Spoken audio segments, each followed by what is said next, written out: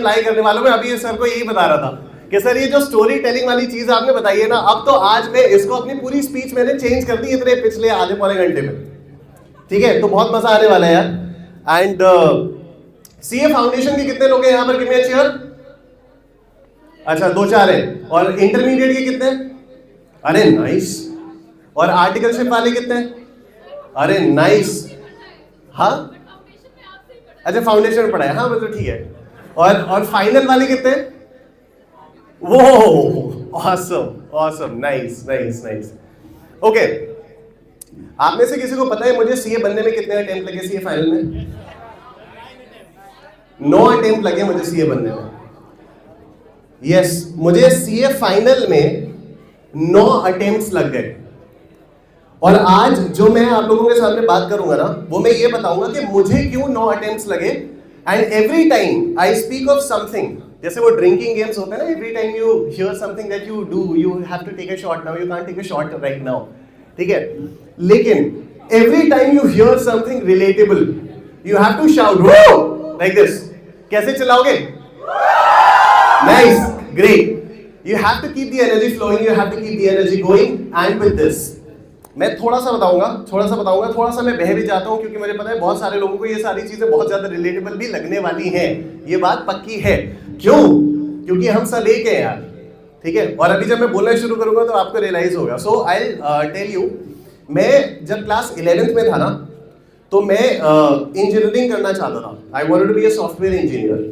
तो उस समय की जो बेस्ट कोचिंग होती थी फिटजी, अभी भी शायद होती है, तो मेरे डैड ने फिटजी में मेरा एडमिशन करा दिया था। एंड राजा बाबू बन के पहली क्लास में गए हम, और वहां पर जो है चैप्टर चल रहा था, टॉपिक सर ने शुरू किया, फिजिक्स की क्लास थी और उसमें टॉपिक पढ़ाया वेक्टर्स।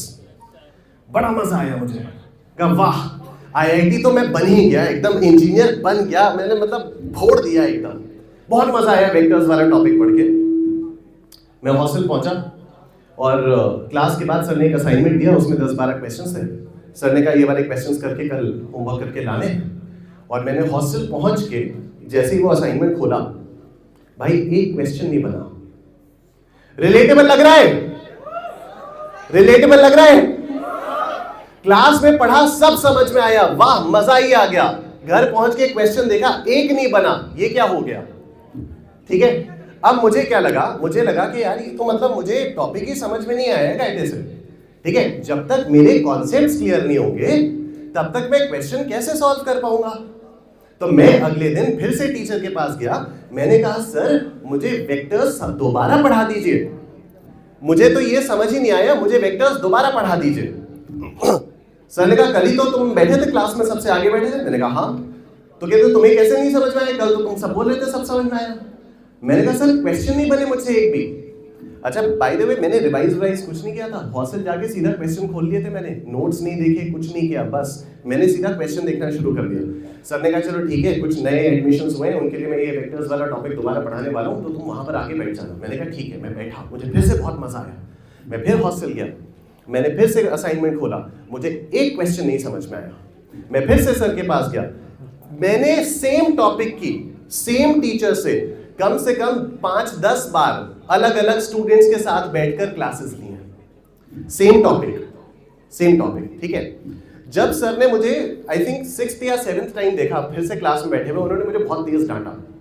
बोले कि तू यहाँ पर कर क्या रहा है, तू पढ़ क्यों नहीं रहा है? मैंने कहा सर पढ़ तो रहा हूँ, आपकी सारी की सारी क्लासेस अटेंड कर रहा हूँ। क्लास अटेंड कर रहा हूँ मतलब मैं पढ़ रहा हूँ, ऐसा मुझे मेरे दिमाग में लग रहा था। मैंने कहा मैं क्लास अटेंड कर रहा हूँ मतलब मैं पढ़ रहा हूँ, तो मैं तो सारी की सारी क्लासेस अटेंड कर रहा हूँ, बिल्कुल पढ़ रहा हूँ, ठीक है। सर बोले अबे तू क्वेश्चन क्यों नहीं कर रहा, भाग जाए यहाँ से, क्लास में दिखियो मत मेरे को जब तक ये असाइनमेंट कंप्लीट नहीं हो जाता। तो मैंने कहा अच्छा। अब मुझे आप एक बात बताओ, क्या आप लोगों के साथ ऐसा हुआ है कि आपने सेम टॉपिक की मल्टीपल क्लासेस देखी? अच्छा उस समय तो फेस टू फेस होता था ना, एग्जैक्टली ऐसा ऑप्शन नहीं था कि अरे ये वाले टीचर नहीं समझ में आ रहे, चलो यूट्यूब पे ये वाले का सेशन देख लो, चलो यूट्यूब पे इसका सेशन देख लो, अरे यार इस वाले टीचर का ये वाला टॉपिक तो समझ में ही नहीं रहा, इस टॉपिक का वन शॉट ढूंढ लेते हैं किसी दूसरे टीचर का। ये सब होता है। एक ही टॉपिक मल्टीपल टीचर से चलता है, उसका क्या फायदा होता है? क्वेश्चंस हो जाते हैं। उसके बाद क्वेश्चंस तब होते हैं जब आप उन्हें खुद से सॉल्व करते हो। अब मेरी बात सुनना, कोई भी चीज करने के ना दो तरीके होते हैं, एक तो कॉन्सेप्ट के थ्रू आप क्वेश्चन पे जाते हो, ठीक है, और दूसरी बात मैं गारंटी के साथ कह रहा हूं, कुछ कॉन्सेप्ट्स ऐसे होते हैं जिनको आप घंटों पढ़ लो, कितनी भी बार पढ़ लो, जब तक उसके क्वेश्चन को सॉल्व नहीं करोगे तब तक वो कॉन्सेप्ट समझ में ही नहीं आएगा, राइट? तो the wise thing to do is आप क्वेश्चन पढ़ो, उसके बाद आप मतलब टॉपिक पढ़ो, क्लास करो, एक बार एक टीचर की एक ही क्लास करो, एक बार टीचर चूज कर लो ना यार। स्टार्टिंग में एक बार एक टीचर चूज कर लिया, उसके बाद आपने क्लास कर ली, उसके बाद आप पढ़ो, उसके बाद आप क्वेश्चन करो, ठीक है?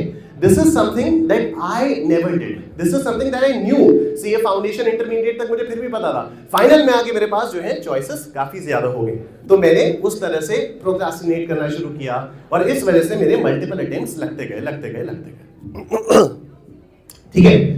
क्या होता है ना, आप सब लोगों की स्टूडेंट्स एज में, मेरे साथ भी ऐसे ही हुआ था, 4 स्टेजेस होती हैं, 4 मेजर स्टेजेस होती हैं। सबसे पहले होती है क्लासेस, उसके बाद होती है सेल्फ स्टडी, उसके बाद होता है रिवीजन और फिर होता है एग्जाम।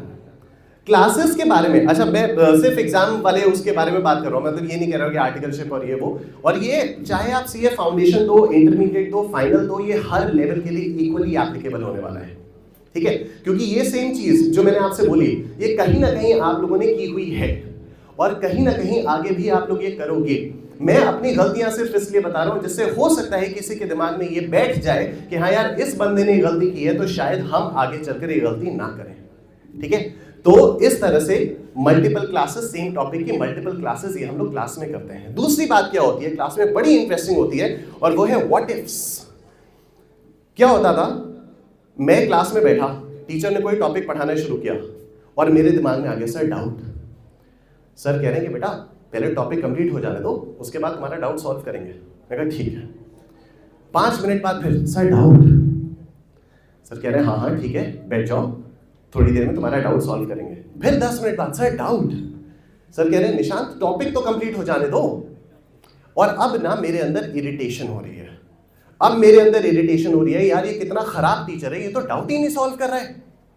और अब मेरा ध्यान जो वो टीचर बोल रहे हैं उससे हट चुका है। अब ना तो मैं वो सुन रहा हूं जो सामने टीचर मुझे पढ़ा रहे हैं, और जो मेरा डाउट है वो तो वैसे भी सॉल्व नहीं हो रहा है। अब मैं आपको एक बहुत मजे की चीज बताता हूं। ये जितने भी हमारे व्हाट इफ्स होते हैं ना, एज स्टूडेंट्स हमारे जितने भी व्हाट इफ्स होते हैं, उनमें 2 ही चीजें हो सकती हैं। एक, वो रेलेवेंट होंगे एग्जाम के पॉइंट ऑफ व्यू से, और दूसरे वो एग्जाम के पॉइंट ऑफ व्यू से कंप्लीटली इररेलेवेंट होंगे। जो व्हाट इफ्स एग्जाम के पॉइंट ऑफ व्यू से रेलेवेंट होंगे वो टीचर अपने लेक्चर में ऑटोमेटिकली ऑलरेडी इंक्लूड करके आए होंगे कि आपको सही समय पर सही जगह पर उस व्हाट इफ का आंसर देंगे, तभी तो वो टीचर है। क्या टॉपिक्स की फ्री ऑफ कॉस्ट यूट्यूब पे कमी है? सीए इंटरमीडिएट टैक्सेशन में एक टॉपिक है इनकम फ्रॉम हाउस प्रॉपर्टी है। इनकम फ्रॉम हाउस प्रॉपर्टी को आप यूट्यूब पे डालो, मुझसे बेहतर पढ़ाने वाले बहुत सारे लोग मिलेंगे, किसी भी टीचर से बेहतर पढ़ाने वाले बहुत सारी वीडियोस आपको मिल जाएंगी। फिर भी आप क्यों पैसा देकर किसी एक पर्टिकुलर टीचर की क्लास लेते हो? क्यों लेते हो?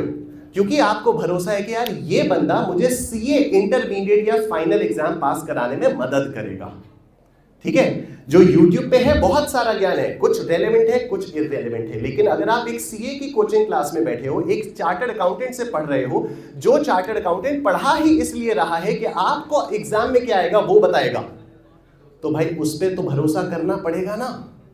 तो जितने भी हमारे दिमाग में व्हाट इफ्स आते हैं, इनमें से कुछ व्हाट इफ्स रेलेवेंट हैं और कुछ कंप्लीटली इररेलेवेंट हैं, बट क्योंकि हमारे अंदर एक इम्पेशंस होता है ना, व्हाट इफ और ये हमारे डाउट नहीं सॉल्व हो रहे, उसकी वजह से we completely lose track on this.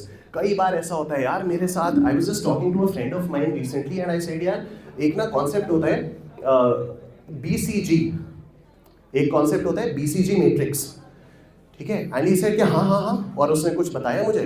मैंने कहा तुझे कैसे पता? तो कहते ये तो सीए फाइनल में पढ़ाया हम लोगों ने। मैं कहा साला मुझे कैसे नहीं पता? क्योंकि मैं सुन ही नहीं रहा था, मुझे पता ही नहीं था कि अच्छा ऐसा भी कुछ होता है क्या। और वो सीए बनने के बाद जब मैंने कहीं पर पढ़ा कि अच्छा ये वाली चीज इस चीज के लिए इंपॉर्टेंट है, तो फिर अब मैं पढ़ रहा हूं, ठीक है? तो the what ifs, the impatience in the classes, this is one of the starting points. वो एक ना मूवी में एक लाइन थी, this is the beginning of the end of your life. एक शायद ट्रांसफॉर्मर्स मूवी थी या कौन सी मूवी थी, काफी पहले आई थी, उस मूवी की लाइन थी, this is the beginning of the end of your life. तो जब भी हम क्लास में बैठ के ये व्हाट इफ्स वगैरह वाली चीज करते हैं ना, बहुत ज्यादा डाउट्स हम लोग पूछते हैं, तो वी कॉन्शियसली और unconsciously we forgo what the teacher is trying to tell you, और फिर अगर वो उसमें कुछ इंपॉर्टेंट चीज भी बता चुके होते हैं तो वो भी हमारी मिस हो जाती है। यार मैं ना सीए फाउंडेशन के स्टूडेंट्स को भी पढ़ाता हूँ, मैं बहुत सारी क्विजेस भी लेता था पहले, अभी भी लेता हूँ। पता है जो क्विज के टॉपर्स होते थे ना, वो कभी मुझे रेगुलर क्लास में दिखते ही नहीं थे। जब टॉप हो जाता था, जब क्विज के टॉपर्स होते थे तो मैं सोचता था यार तुम भी हो, तुम कब आए क्लास में? कहते सर वो मैं रिकॉर्डेड देख लेता हूँ या मैं लाइव देखता हूँ, लेकिन मैं चैट में उतना ज्यादा एक्टिव नहीं रहता। ओके, ये होता है ट्रेट एक टॉपर का या एक उस इंसान का जो पहले अटेम्प्ट में सीए को क्रैक कर सकता है, कि यार जो सामने वाला बता रहे हैं वो एग्जाम ओरिएंटेड बता रहे हैं, एग्जाम पॉइंट ऑफ व्यू से बता रहे हैं, तो अभी फिलहाल हम उस पर फोकस करें। होता क्या है ना, after we done with our articleships, हमारे अंदर एक बहुत ही ज्यादा कॉन्फिडेंस और ईगो और एटीट्यूड आ जाता है कि अब तो यार हम तो यार मतलब क्या ही है, हमने तो आर्टिकलशिप कर रखी है, हमें तो एक एक चीज प्रैक्टिकली पता है, एक एक चीज हम लोगों को प्रैक्टिकली पता है, और हम तो आईसीएआई से भी ज्यादा जानते हैं। और ये एटीट्यूड भाई मेरे अंदर भी आ गया था, ये एटीट्यूड मेरे अंदर भी आ गया था। मुझे एक बात बताओ, ऑडिटिंग सब लोग पढ़ते हैं, ऑडिटिंग वाला सब्जेक्ट है इंटरमीडिएट में, ठीक है, और अच्छा स्कूल में सब लोगों ने क्लास 1 2 3 4 सारी की सारी क्लासेस ये आप लोगों ने क्लियर की हैं। हम लोग बचपन में इंग्लिश और हिंदी के आंसर्स कैसे याद करके मम्मी को सुनाते थे, याद है? सब सुनाते थे। आज अगर मैं बोलूं ऑडिट के आंसर्स याद करके सुनाओगे? अपने वर्ड्स में नहीं लिख सकते क्या? रटना पड़ेगा। सीए फाइनल में आके हमें रटना पड़ेगा, बताइए। अरे भाई हाँ, बहुत बाद में समझ में आएगा, ठीक है। अच्छा, आप किसी भी टीचर से अगर ये पूछोगे, इंक्लूडिंग मी, मैं भी टीचर हूं, इंक्लूडिंग, अगर आप मुझसे भी पूछोगे कि सर रटना पड़ेगा क्या, मैं बोलूंगा नहीं अपने वर्ड्स में लिख सकते हो, लेकिन हाँ कीवर्ड्स इंपॉर्टेंट है, ठीक है, कीवर्ड्स इंपॉर्टेंट है, बिल्कुल आप अपने वर्ड्स में लिख सकते हो, बट द पॉइंट इज कि जो लीगैलिटी होती है ना प्रोविजन की, वो रिफ्लेक्ट होनी चाहिए। ऐसा लगना चाहिए कि एक चार्टर्ड अकाउंटेंट ने आंसर लिखा है, ऐसा नहीं लगना चाहिए ये सब नहीं लगना चाहिए। And when we try to write the answers in our own words ना, ऐसा ही निकलता है, कभी चेक करके देखना, ऐसा ही निकलता है, मतलब यू विल बी अमेज्ड। मैं आपको एक बड़ा ही इंटरेस्टिंग इंसिडेंट बताता हूं। मैंने अपना सीए फाइनल का पहला अटेम्प्ट दिया था नवंबर 2014 में, ठीक है, मतलब आज से 10 साल पहले। और मैंने जो सीए फाइनल में एक सब्जेक्ट होता है स्ट्रैटेजिक फाइनेंशियल मैनेजमेंट, जिसका नाम अब चेंज हो गया, एडवांस्ड फाइनेंशियल मैनेजमेंट हो गया शायद, है ना। वो that used to be one of my favourite subjects, मतलब मुझे उसके सारे कॉन्सेप्ट्स अच्छे से आते थे, मुझे सारे क्वेश्चंस अच्छे से आते थे। एंड उस अटेम्प्ट में क्या होता, नवंबर 14 वाले अटेम्प्ट में I stop studying in the month of October only. मैं कहा यार मैं पक गया हूँ, सुबह क्लास लो, फिर दिन भर आर्टिकलशिप करो, फिर शाम को क्लास लो, मैं पढ़ पा नहीं रहा हूँ, रिवाइज कर नहीं पा रहा हूँ। I was completely fed up and I was like चलो नवंबर 14 वाला अटेम्प्ट तो ऐसे ही दे देते हैं, मई 15 में मेहनत करेंगे। बट क्योंकि ये एसएफएम वाला पेपर मुझे बहुत अच्छे से आता था, तो और अक्टूबर पूरे महीने मैंने एक शब्द नहीं पढ़ा है, पूरे महीने में पिक्चरें देख रहा था, जितनी पिक्चरें मिस हुई थी पिछले 9-10 महीनों में, सारी की सारी पिक्चरें मैंने देख डाली अक्टूबर में, ठीक है। पता है मेरे एसएफएम में मार्क्स आए 40 नंबर आए एसएफएम में। मैंने कहा अरे वाह, ये तो बहुत ही बढ़िया हो गया, देखो मुझे ये सब्जेक्ट कितना आता है। मैंने मई 15 में दोबारा अटेम्प्ट दिया, एसएफएम मेरे 36 नंबर आए। For those of you who don't understand Hindi, 36, which is 4 marks less than the attempt in which I did not prepare at all, which I appeared for only on the basis of my knowledge. अब मेरे दिमाग में जो पहला reaction आया वो आया of course गुस्सा। आईसीएआई को तो पेपर चेक करना आता ही नहीं है, आईसीएआई तो चाहता ही है कि हम लोग रट के पास हो, आईसीएआई ये आईसीएआई वो, पता नहीं दुनिया भर का। मैंने ऐसा हो ही नहीं सकता कि पहले अटेम्प्ट में मेरे 40 नंबर आए, दूसरे अटेम्प्ट में मेरे 36 नंबर आ गए, ऐसा कैसे हो सकता है। मैंने कहा अब मैं काम करूंगा, मैं ना प्रैक्टिस मैनुअल, उस समय प्रैक्टिस मैनुअल आती थी जिसमें कंपाइलेशन होता था क्वेश्चंस का। मैंने कहा मैं इसको रट डालूंगा, मैं इसको रट के जाऊंगा। इंस्टीट्यूट को यही चाहिए ना कि इसी के तरीके से आंसर्स लिखे जाए, इसी के फॉर्मेट में आंसर्स लिखे जाए, मैं अब यही करूंगा। वो तो भला हो दो चीजों का, एक एसएफएम के बहुत बड़े टीचर हैं, उनकी एक वीडियो आ गई थी, उन्होंने इस चीज को करने से साफ मना कर दिया। मैं मोमेंटरीली उनसे भी डिसएग्री कर गया, लेकिन फिर मैंने अपनी सर्टिफाइड कॉपी मंगाई और मैंने अपनी मई 15 की SFM की कॉपी को चेक किया। मेरा total two my surprise 29 marks आया था। इंस्टीट्यूट ने और 7 नंबर एवं ही दे दिए थे, पता नहीं क्यों दे दिए थे भाई। जो मेरा पैराडाइम शिफ्ट हुआ, मैंने कहा अबे इतनी गंदी कॉपी, मैं फेलिंग के भी मार्क्स ना दूं, इतनी गंदी कॉपी। बट ये एक विलिंगनेस होनी होगी टू एक्सेप्ट कि यार ऐसा नहीं है कि इंस्टीट्यूट क्या चाह रहा है, या you know all these things, कि एक ईगो आ जाती है हमारे अंदर। तो एक हम लोगों को एक चीज लगने लगती है कि यार अब तो हम पता नहीं क्या ही हो गए, क्योंकि हमने आर्टिकलशिप की है। तो एक चीज मेरे अंदर और आ गई थी बाय द वे, और वो ये था कि अब तो एक्सेल शीट्स पे कैलकुलेशन होती है, इंस्टीट्यूट तो पागल है और हम लोगों को ये फिजिकल और पेपर पेन से और सिंपल कैलकुलेट से कैलकुलेशंस करवा रहे हैं। ठीक है, तो ये सारी चीजें भी आ गई थी। बट यू नो इन सारी चीजों की importance you realise once you actually become a chartered accountant, कि how important all these things are in real life. तो एक तो ये वाली चीज हो गई, क्लासेस वाली चीज मैंने आपको बताई कि क्लासेस में क्या क्या गलती होती है। गिव मी अ चेयर, अगर आप लोग भी क्लासेस में ये सारी चीजें करते हो, एक टॉपिक को मल्टीपल बार देखते हो, डाउट नहीं सॉल्व होते तो इरिटेट हो जाते हो, एक ही डाउट को लेकर वो करते रहते हो, गिव मी अ चेयर। कौन कौन कर रहा है? ऑनेस्टली हाथ उठाना पड़ेगा, ऑनेस्टली हाथ उठाना पड़ेगा। मुझे धीरे धीरे ऐसे, अरे तू भी उठा रहे, चल फिर मैं भी उठा ले, तो ऐसा नहीं अपने आप से पूछना पड़ेगा ना इसको तो। ठीक है, अच्छा एक और बात अब ये तो क्लासेस वाली बात हो गई। अब मैं आता हूं सेल्फ स्टडी पे। दूसरा फेज होता है हमारा सेल्फ स्टडी का। अब सेल्फ स्टडी में पता है क्या दिक्कत होती है? सेल्फ स्टडी में दिक्कत ये होती है कि जो हमारे टीचर ने हमें नोट्स दिए हैं, कोई भी टीचर हो सकते हैं, हम उन पे बहुत ज्यादा रिलाई नहीं करते। ठीक है, हमें लगता है कि यार ये तो चलो दूसरा भी देख लेते हैं। क्यों? क्योंकि कोई ना कोई हमें आसपास का बता देता है, अरे यार तेरे वाले में ये वाला टॉपिक तो है ही, तेरे वाले नोट्स में ये वाला टॉपिक तो है ही नहीं। ऐसा होता है, ऐसा होता है, देखा जाता है। जब अपना पढ़ते हैं उसके बाद लगता है अरे यार, मेरे पास कल एक स्टूडेंट का मैसेज आया कि सर मैंने तो आप ही का देखा है, वैसे मैं ओरिजिनली फिजिक्स वाला का स्टूडेंट हूं। अरे भाई तू फिजिक्स वाले का स्टूडेंट है तो फिजिक्स वाले के टीचर से पढ़ना, तो फिर क्यों यूट्यूब पे रिसर्च कर रहा है कि हाँ ठीक है फिर मैं निशान सर से भी देख लेता हूँ। मैं तो साफ बोलता हूँ भाई तू मेरा स्टूडेंट है, मेरे से पढ़ाई कर, फिर इधर उधर देखना बंद कर। तू फिजिक्स वाला का स्टूडेंट है, तू फिजिक्स वाला से पढ़ाई कर, तू क्या इधर उधर देख रहा है, क्या कर रहा है ये सब। ठीक है, तो ये सारी चीजें चलती रहती हैं। तो अब क्या होता है कि जब हम लोग सेल्फ स्टडी कर रहे होते हैं तो एक चीज हमारे अंदर आ जाती है कि अगर मान लो टीचर ने, मेरे अंदर बहुत आता था ये, कि अगर मान लो टीचर ने कुछ कह दिया कि ये वाली चीज नहीं करनी है या ये वाली चीज उतनी इंपॉर्टेंट नहीं है, तो कभी कभी ऐसा हमें लगता था कि नहीं इसको तो, इसमें तो मैं एकदम ही फतेह करके आऊंगा, ये तो ऐसे कैसे टीचर ने कैसे बोल दिया, ये नहीं करना है। मुझे याद है लॉ सब्जेक्ट पहले होता था सीए फाइनल में, अब तो लॉ हट चुका है।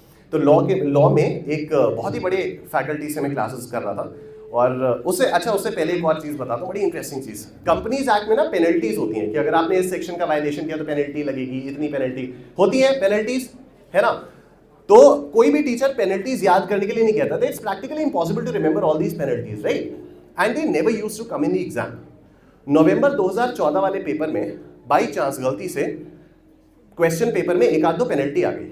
ठीक है, मुनिरबा में पेपर होता था और मैं तो पढ़ के गया नहीं था, तो मुझे तो पता ही नहीं था कि अच्छा पेनल्टीज भी हैं, याद भी करना है क्या है।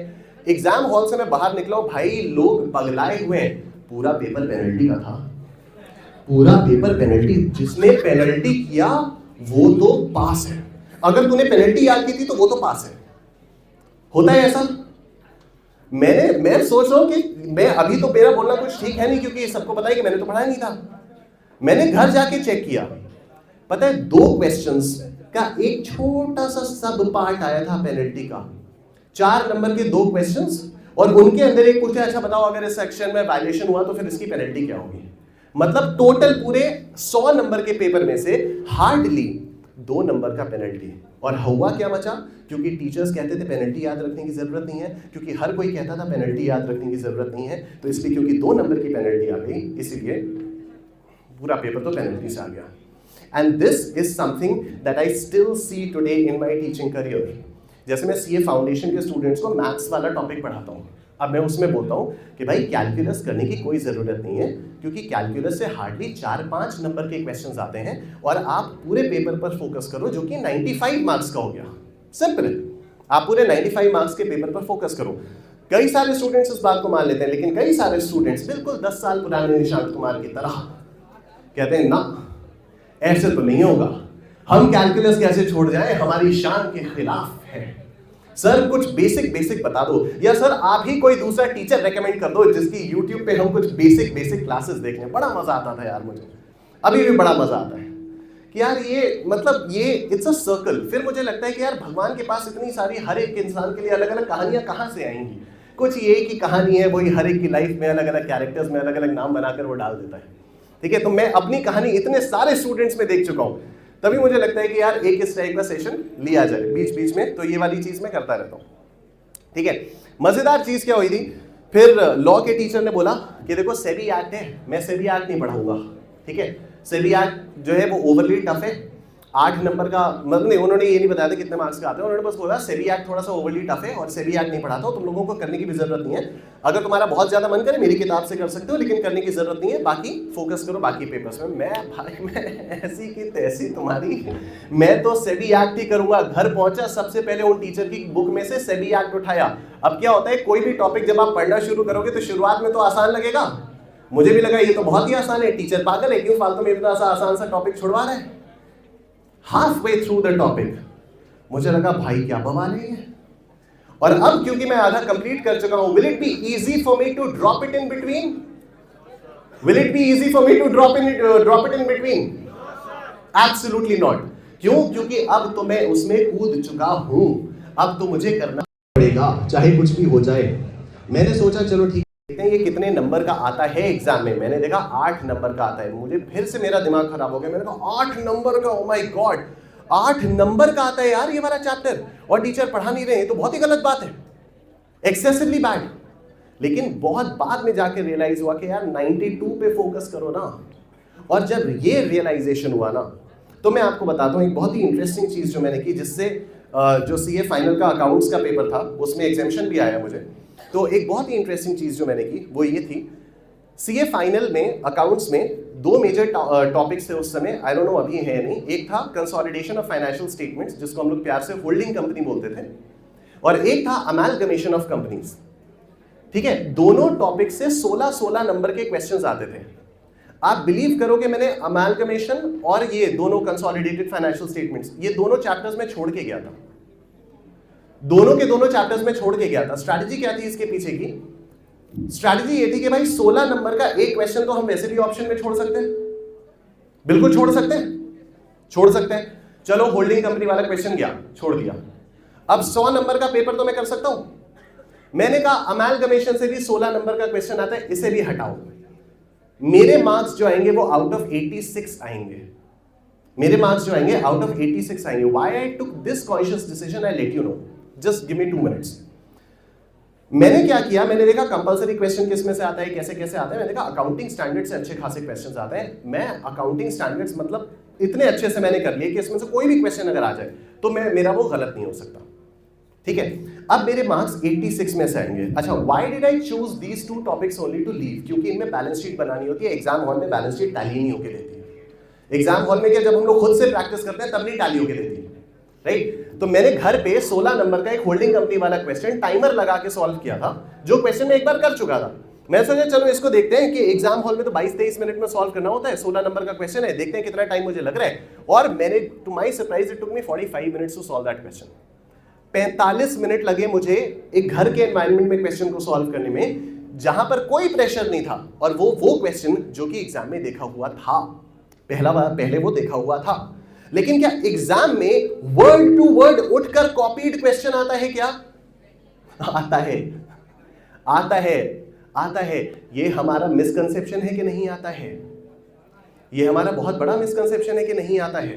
आप लोग पास एग्जामिनेशन क्वेश्चंस एक बार करके तो देखो। Problem is pass examination questions हम करते ही नहीं है, अगेन जैसे मैंने नहीं किए थे। क्योंकि जब सेल्फ स्टडी वाला पोर्शन होता है, आप किसी भी टीचर की बुक में उठा के देख लीजिए, किसी भी टीचर की बुक, उसमें 3 या 4 टाइप के क्वेश्चंस होते हैं। ICAI study material, revision test papers, mock test papers and pass examination questions. इन 4 कैटेगरीज के अलावा किसी भी सीए के टीचर की किताब में क्या कोई और क्वेश्चन आपको मिलता है? ICAI का boslive.org पे आप जाके देखो एक बार, भाई उन्होंने MCQs का क्या पोर्टल बनाया हुआ है, क्या फाड़ू पोर्टल बनाया हुआ है। केस बेस्ड MCQs का क्या तगड़ा पोर्टल बनाया हुआ है। And these are the things that we don't do. होता क्या है, जब मैंने भी सेल्फ स्टडी शुरू की थी ना सीए फाउंडेशन में आके, तो मेरे पापा ने मुझे बहुत कहा कि यार तू स्कैनर कर, स्कैनर में पास एग्जामिनेशन क्वेश्चंस होते हैं, ये कर कर कर कर। मैं भाई नहीं करके देता था। मैं क्या करता था, कोई भी किताब उठाता था और उसके बेसिक क्वेश्चंस करके कॉन्फिडेंट फील करता रहता था, अरे मेरे को आता है, मेरे को आता है, मेरे को आता है।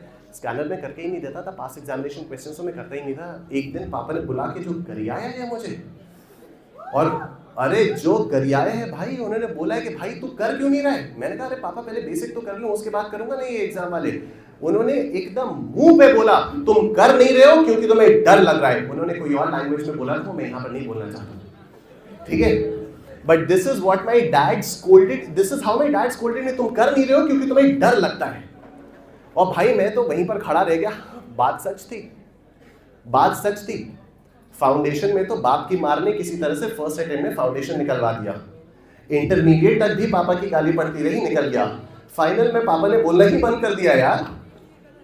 फाइनल में पापा ने बोला तुमको जैसे ठीक लगे तुम करो, जैसे तुमको ठीक लग रहा है बहुत अच्छी बात है। नहीं बेटा तुम बिल्कुल परेशान मत करो, हमारा पूरा सपोर्ट है, टाइम तो लगता ही है।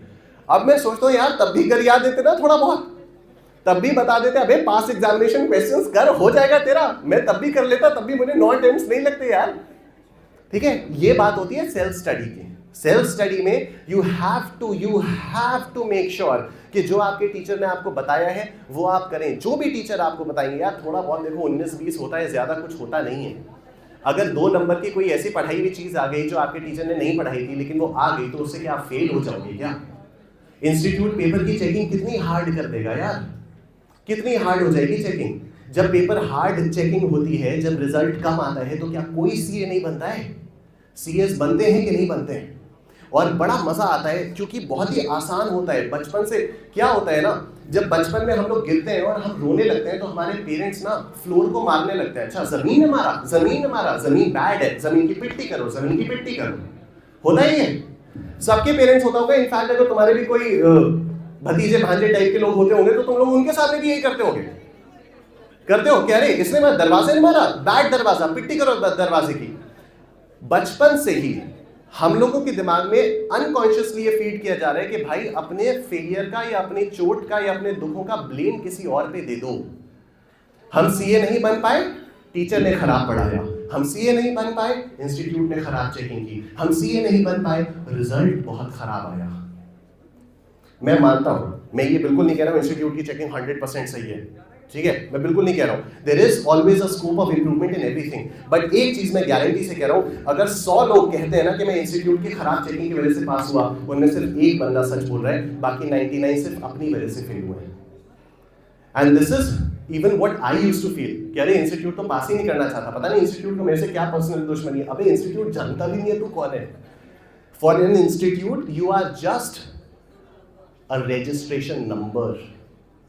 ICAI के लिए आप सिर्फ एक CRO, WRO, NRO, SRO हो और कुछ नहीं हो। आप ICAI की हेल्पलाइन पे फोन करो, कहते हैं CRO नंबर बताओ। आप बोलो मैं प्रयागराज से निशांत कुमार बोल रहा हूँ, कहते हैं CRO नंबर बताओ। मैं बताता हूँ CRO 032363602। हाँ अब ठीक है, हाँ मिल गया, निशांत कुमार बोल रहे हो ना। इंस्टीट्यूट के लिए तो आप ये हो। The problem lies within which we don't understand that it's too late. And this is what happened with me. This is what happened when I used to self study. कि जो चीज पढ़नी चाहिए, पास एग्जामिनेशन क्वेश्चंस करने चाहिए, नहीं किए। Practice करनी चाहिए, RTPs, MTPs करने चाहिए, नहीं किए। थोड़े बहुत कुछ भी देखा, मल्टीपल टीचर्स शिफ्ट किए, मल्टीपल रिवीजन सेशंस देखे। भाई साहब आज तो YouTube पे गंद मचा रखी है और मेरे जैसे टीचर्स ने ही गंद मचा रखी है। 1 shot revision, marathon revision, mind map revision, flash card revision, इसको कर लो बस, और तो कोई जरूरत नहीं है। अबे तो बाकी पागल है क्या जो 6 महीने से पढ़ रहे हैं? मतलब इतना इंटरेस्टिंग केस आया, अभी 4 दिन पहले मेरे पास मैसेज आया, सर 10 दिन बचे हैं सीए फाउंडेशन के एग्जाम में, अभी पॉसिबल है क्या? कुछ नहीं आता मुझे। मैं रिप्लाई नहीं किया आप लोगों को, मैंने अभी तक उसको रिप्लाई नहीं किया। आप लोगों के दिमाग में कोई अच्छा सा रिप्लाई तो बता देना प्लीज, ठीक है, फिर मैं उसको रिप्लाई कर दूंगा। लॉ ऑफ अट्रैक्शन काम तो करता है यार, देखो लॉ ऑफ अट्रैक्शन काम तो करता है, मेरे लिए किया है, ठीक है। एनीवे, तो ये हो गया हमारा सेल्फ स्टडी वाला फेज। अब देखो तीसरा इंपॉर्टेंट फेज आता है रिवीजन वाला फेज, ठीक है। रिवीजन वाले फेज में क्या होता है, मुझे एक बात बताओ, कितने लोग ऑनेस्टली क्लास खत्म होते ही घर जाके उसको रिवाइज करते हो या एटलीस्ट अगले दिन रिवाइज करते हो और उसको रेगुलरली रिवाइज करते रहते हो? ठीक है, मुश्किल से 4 या 5 हाथ मुझे दिखाई दिए। ठीक, वेरी नाइस। कितने लोग ऐसे हैं जो सोचते हैं कि हाँ पहले सिलेबस तो कंप्लीट हो जाए फिर बाद में रिवाइज करूंगा? उठा लो, शर्माओ मत, मैं भी उन्हीं में से था। उठा लो। मुझे एक बात बताओ, कौन कौन ऐसे सोचता है? एक बार फिर से हाथ उठाओगे प्लीज। कौन कौन? भाई आप खड़े होंगे, एक सेकेंड। हाँ आप, हाँ भाई, एक हफ्ते पहले आपने ब्रेकफास्ट में क्या खाया था? याद है? लेकिन कुछ तो फेवरेट ही खाया होगा ना, कुछ तो पसंद की चीज खाई होगी, है ना? बैठ जाइए please, thank you so much. अबे जब एक हफ्ते पहले जो अपनी पसंद की चीज खाई थी वो नहीं याद है, तो 3 महीने पहले जो किसी एक सब्जेक्ट के किसी एक लेक्चर का नंबर 1 पढ़ा था, उसमें जो टीचर ने पढ़ाया था, क्या घंटा याद होगा? कहां से याद होगा? याद होगा? एग्जैक्टली, रिविजन रेगुलरली करना पड़ेगा, रिवीजन क्लासेस के साथ साथ करना पड़ेगा। और रिवीजन ऐसे सिर्फ एक बार करके नहीं होगा, बार बार रिवीजन करना पड़ेगा। ठीक है? क्या होता है कि हम लोगों को ऐसा लगता है, जैसे कई सारे स्टूडेंट्स ये भी पूछते हैं कि सर ये मैं अगर 3 बार रिवाइज कर लूं तो हो जाएगा, 4 बार रिवाइज कर लूं तो हो जाएगा? डेफिनेटली हो जाएगा, लेकिन वो 4 बार कब करोगे? एक बार एकदम शुरुआत में, फिर एक बार एकदम बाद में। तो ऐसे कैसे? रिविजन्स के बीच की फ्रीक्वेंसी भी मैटर करती है। एक चीज जो मैं बहुत बाद में समझा, आई होप आप लोग जल्दी समझ जाओ, वो ये है कि यार इंस्टीट्यूट का ना पता है कि किसी एक को चार्टर्ड अकाउंटेंट बनने के लिए उसको कितनी मेहनत करवानी पड़ती है और कितनी मेहनत करवानी है। अब वो आपके ऊपर डिपेंड करता है, आप उसको उस 6 महीने में स्पैन आउट करो या आप उसको 6 साल में स्पैन आउट करो। मेहनत जब तक उस लेवल की नहीं होगी तब तक सीए इंस्टीट्यूट आपको सीए नहीं बनाएगा। एकदम क्लियर बात है। बात सिंपल सी ये है कि आप उस मेहनत को 6 महीने के अंदर अंदर कंसोलिडेट करके करते हो या आप उसको 6 साल तक ड्रैग ऑन करके एक उसको 6 ईयर प्रोजेक्ट बनाते हो। सिर्फ इतनी सी बात है। आपने उसको जल्दी कर लिया, आप जल्दी सीए बन जाओगे। जो लोग यार फर्स्ट अटेम्प्ट में चार्टर्ड अकाउंटेंट्स बनते हैं वो हमसे अलग हैं क्या? हमारे बीच में तो बैठे हैं। कल तुम लोग कितने सारे लोग सीए फाइनल दोगे? किसी न किसी का फर्स्ट अटेम्प्ट में निकल जाएगा, कोई ना कोई फेल होगा और कोई ना कोई रिपीटेड अटेम्प्ट्स देता रहेगा। मेरे साथ, अच्छा चलो ठीक है, ये हो गई सेल्फ स्टडी बात, ये हो गई रिवीजन वाली बात। You have to revise regularly. Revision करने का जो सही तरीका है वो ये है कि आपने कुछ भी अगर पढ़ा, कुछ भी नया पढ़ा, तो पहला रिवीजन होना चाहिए within 24 hours. Human mind की टेंडेंसी है कि वो 70% चीजें 24 घंटे के अंदर अंदर भूल जाता है। भाई को एक हफ्ते पहले वाला नाश्ता याद नहीं है। ठीक है? आप कुछ भी अगर पढ़ोगे 70% of that you will forget with in 24 hours if you do not revise it. And I did that. मुझे याद नहीं रहता था, मुझे लगता था कि हाँ मुझे याद आ रहा है। क्यों? क्योंकि हर टीचर ये करता है कि अपनी जो, जैसे मैंने आज कोई टॉपिक स्टार्ट किया, अब कल जब मैं उस टॉपिक को कंटिन्यू करूंगा तो पिछली क्लास में मैंने जो भी पढ़ा है 2 मिनट में पूरा बोल के रिवाइज करा दूंगा, है ना? जैसे ही मैं 2 मिनट में बोल के पूरा रिवाइज करा दूंगा, आपको क्या फील आती है कि अरे ये तो मुझे याद आ गया, तो टीचर ने तो रिवाइज करवाई दिया, है ना? भाई वो रिवाइज आपने थोड़ी किया है, वो तो टीचर ने बोला, आपको लग रहा है हाँ ऐसा ही तो था, हाँ ऐसा ही तो था। But were you able to speak those topics before the teacher? No. Were you able to recall the topics before the teacher? No. तो ऑफ कोर्स टीचर तो रिवाइज करवाएंगे ही करवाएंगे। क्यों? क्योंकि उन्हें एक मोमेंटम बनाकर चलना होता है जिससे सब लोग एक सेम पेज पर आ जाए। लेकिन अगर आप खुद रिवाइज नहीं करोगे क्लास में जाने से पहले, या उसको रेगुलरली रिपीटेडली रिवाइज नहीं करोगे, तो कैसे काम चलेगा यार? फिर एग्जाम से पहले आकर फिर वही एक सहारा ले जाता है, 1 शॉट रिविजन्स, मैराथन रिविजन्स। फिर हो सकता है कि आपने किसी एक टीचर से पढ़ाई की हो, उन टीचर के मैराथन रिविजन्स आपको ना मिलें, फिर आप किसी दूसरे टीचर के मैराथन रिविजन्स देखो। फिर वहाँ पर कोई ना कोई एक ऐसा टॉपिक आ जाता है जो आपके टीचर ने शायद नहीं पढ़ाया था, या तरीका अलग हो जाता है, और उसके बाद आप सोचते हो यार ये कैसे होगा। होता है ऐसा? होता है ऐसा? पक्का? गलत तो नहीं बोल रहा हूं मैं? ठीक है, रिवीजन हो गया। पहला रिवीजन होना चाहिए within 24 hours. Next revision होना चाहिए within 3 days from the first revision. इसको नोट कर लो अगर चाहो तो, और मैं ये भी बता देता हूं कैसे कर सकते हो इसको, कैसे प्रैक्टिकली इसको अप्लाई कर सकते हो। Whatever you study, पहला रिवीजन होना चाहिए। कब पहला रिवीजन होना चाहिए? Within 24 hours. आज मैंने कुछ पढ़ा, अभी क्या बज रहा है? अभी इस समय 7 बज रहा है। 7 बजे अगर मैंने कुछ पढ़ा, भाई कल 7 बजे से पहले I have to revise it. कल 7 बजे से पहले। Today is what? Today is 4th January. 5 जनवरी को आपने किया पहला रिवीजन। 6, 7, 8 छोड़ दो, 6, 7, 8 आपको वो टॉपिक नहीं पढ़ना। 9 तारीख को आपको फिर से वो टॉपिक रिवाइज करना है। 9 तारीख को आपको फिर से वो टॉपिक रिवाइज करना है और फिर हर हफ्ते उस टॉपिक को रिवाइज करना है। अब इसके फॉलो अप क्वेश्चंस आते हैं, मैं बताता हूं उनका जवाब क्या होगा। पहले रिवीजन प्लानर कैसे बनाना है ये सुनो। पहला रिवीजन होना चाहिए within 24 hours from the study. Next revision होगा within 3 days from the first revision and every subsequent revision will happen every 7th day from the second revision.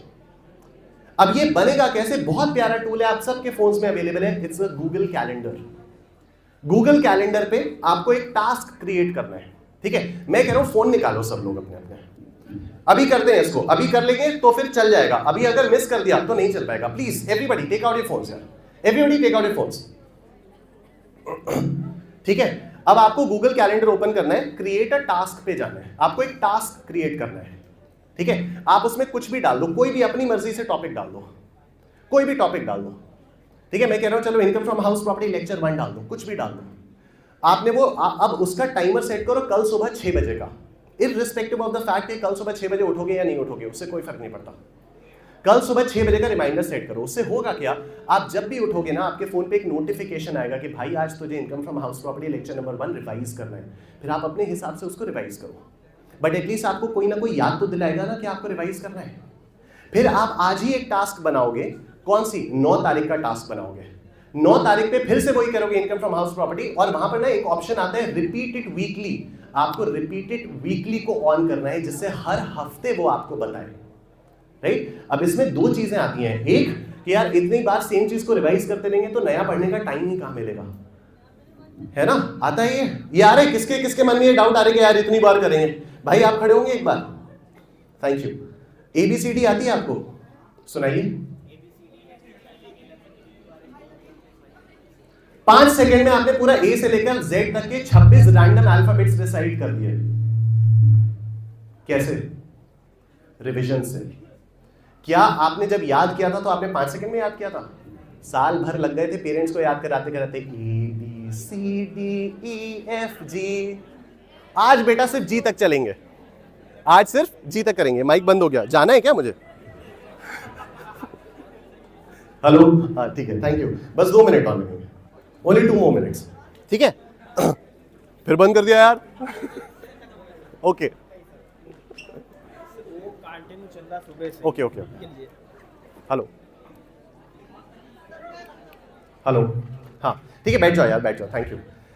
So the thing is कि जब आप याद करते हो या जब भी आप कोई चीज पहली बार पढ़ते हो तो उसमें डेफिनेटली टाइम ज्यादा लगता है, but every time you revise the time taken to study that thing reduces by 90%। तो आप जितनी बार उस चीज को रिवाइज करोगे ना, आपका टाइम टेकन टू रिवाइज भी कम होता रहेगा, ठीक है। एंड प्लस इट यार, अगर मान लो तुम्हारा पूरा नहीं भी हो पाया सिलेबस, तो जितना तुम करके गए हो 60%, 70%, 80%, एटलीस्ट वो इतना सॉलिड तो आता है ना कि भाई एग्जाम में कुछ भी आएगा तो लिख देंगे। That is the power of revision. नहीं तो क्या होता है, कई बार ऐसा भी होता होगा, अब हाथ उठाना कि क्वेश्चन पेपर देखा एग्जाम में, वहां पर क्वेश्चन आया और क्वेश्चन देख के लग रहा है यार ये पढ़ा तो था लेकिन याद नहीं आ रहा है, इस समय पढ़ा तो था याद नहीं आ रहा है। कैसे याद आएगा, रिवाइज थोड़ी किया है, तो रिवाइज तो करते रहना पड़ेगा, ठीक है। और अब लास्ट पार्ट, ये तो रिवीजन वाली बात हो गई, ठीक है। क्लासेस हो गई, सेल्फ स्टडी हो गया, रिवीजन हो गया, और चौथी चीज एग्जाम। मेरा एक बहुत अच्छा दोस्त है CA अतुल मिश्रा, आप में से कई सारे लोग शायद जानते भी होंगे CA अतुल मिश्रा को। मतलब भाई वो ऐसा बंदा है, he was the first one amongst our group too, हमारे दोस्तों के ग्रुप में he was the first one to clear a group. हम सब लटकते गए लटकते गए लटकते गए लटकते गए, क्यों?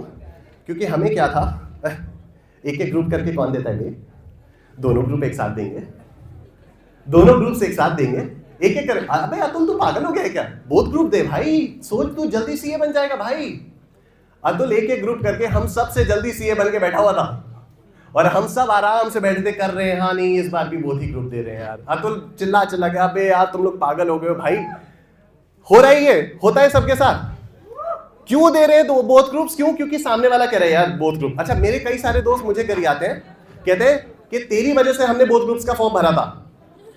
मैं उनसे कहता हूं भाई 2 अटेम्प्ट के बाद मैंने सिंगल का भी तो भरना शुरू कर दिया था, तब क्यों नहीं भरा?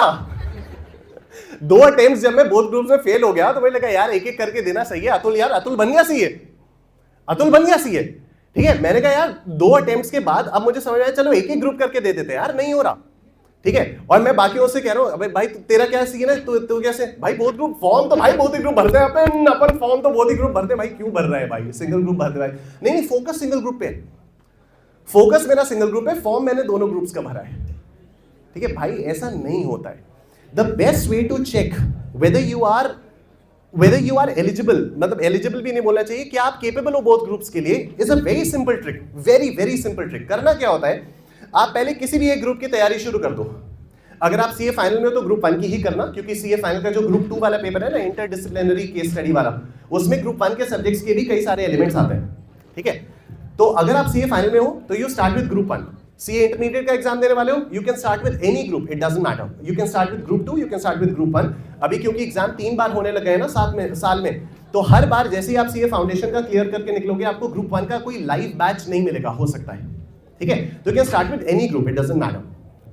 अब क्या हुआ कि जब आप एक ग्रुप की क्लासेस कंप्लीट कर लोगे, इस हिसाब से आप रिवीजन करना कंप्लीट कर लोगे, तो उसके बाद आप उन सभी पेपर्स के, तीनों पेपर्स के आप मॉक टेस्ट दो। आईसीएआई के पास मॉक टेस्ट की कोई कमी नहीं है।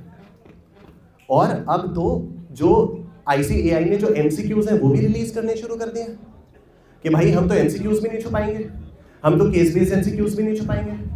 तो अब अगर आईसीएआई का कोई भी आपने पास्ट पेपर उठाया और उसको आपने प्रॉपर एग्जाम वाले एनवायरनमेंट में बनाकर सॉल्व किया और आपके उन तीनों पेपर्स में 70 से ऊपर आ गए, तो आप ग्रुप 2 दे सकते हो, मतलब ग्रुप 2 की तैयारी शुरू कर सकते हो। लेकिन अगर 69 भी आए, no, a big no, just stick with one group. अगर आपके तीनों पेपर्स के मॉक टेस्ट देने के बाद आपके तीनों में 70 नहीं आए, सर मेरे तो 68 आ गए, सर मुझे पता है हल्का सा मैं करूंगा ना हो जाएगा मेरा, सर मुझे पता है sir, no, no means no. इन्होंने कहा नहीं, नो का मतलब नो ही होता है योर ऑनर, ठीक है। तो नो मीन्स नो। अगर आपने तीनों पेपर्स में 70 प्लस आ गए, आप डेफिनेटली दूसरे ग्रुप की तैयारी शुरू कर सकते हो, otherwise stick with one group. It's not a matter of ego. मुझे 9 अटेम्प्ट्स लग गए, मुझे 9 अटेम्प्ट्स लगे सीए फाइनल में, लेकिन फिर भी आज जो कुछ हूँ आपके सामने हूँ। कई सारे लोगों ने हूटिंग की, कई सारे लोगों ने ताली बजाई, thank you so very much. किसी को पता नहीं था कि 9 अटेम्प्ट्स लगे। Thank you so very much guys, that's my time. I hope इसमें से कोई चीज आप लोग लेकर जाओगे, कुछ चीज आपको रिलेट करेंगी, and that's it. Thank you so much, thank you everyone.